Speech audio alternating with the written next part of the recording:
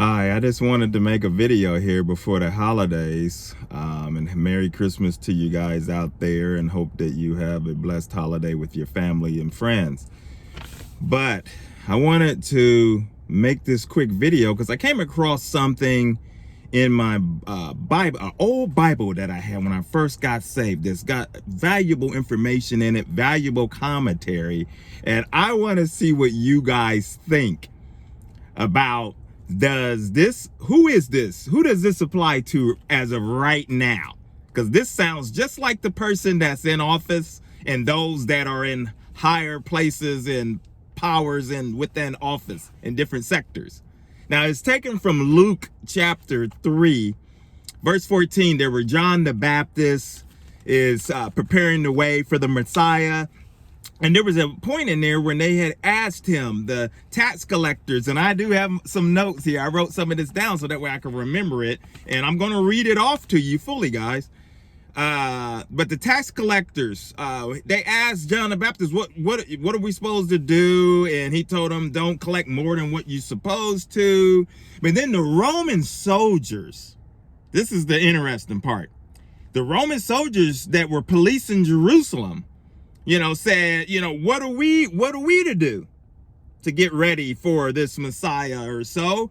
And John the Baptist told him, don't extort money and don't accuse people falsely. And so there's three dangers of power that came out of the commentary within this old Bible that I had that I thought was just amazing because it applies definitely for right now. Number one, intimidation is one of the dangers of power based upon the Luke chapter 3, verse 14. It says, we can only use our power to push others around, especially those who are too weak or afraid to push back. Using power in that way is ungodly and harmful. Ultimately, such powers users destroy themselves for their subordinates, serve them without loyalty or with increasing resentment. What does that sound like? That sounds like those that are in power right now, especially our president that's in power. There's resentment. People are leaving. People that speak out. There's no loyalty anymore because they realize power has been abused. Number two, false accusations. Listen to this. We can use our power to make snap decisions and judgments, but power used in that way keeps us in the dark, since others will be too afraid to tell us when we are wrong.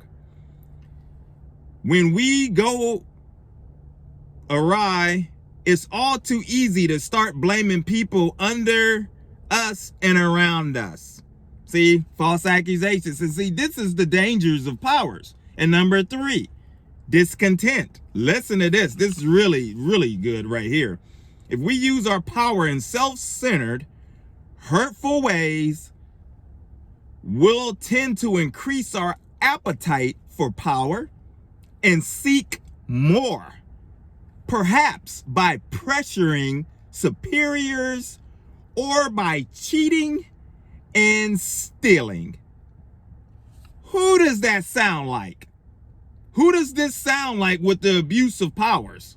You see the dangers when you grasp power that you don't want to let go, and that you have taken it to another level to where you're pressuring Supreme Court, superiors, trying to cheat, saying things.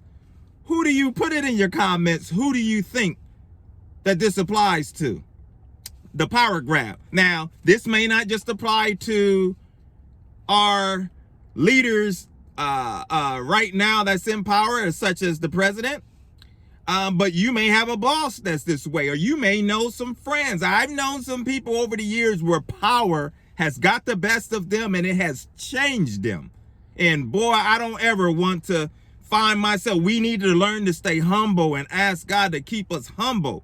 And not ever, however he promote us, whatever position he puts us in, never to abuse power, because the abuse of power is not fruits of the spirit.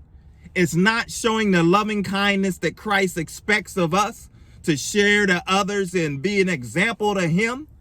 And we need to continue to be the light, as I always mention, and I'm going to continue to shine the light on Satan and expose him and his devices, as we always do. And we talk about issues that the church that the church runs away from. My name is Maurice Braxton, Evangelism for God's the channel.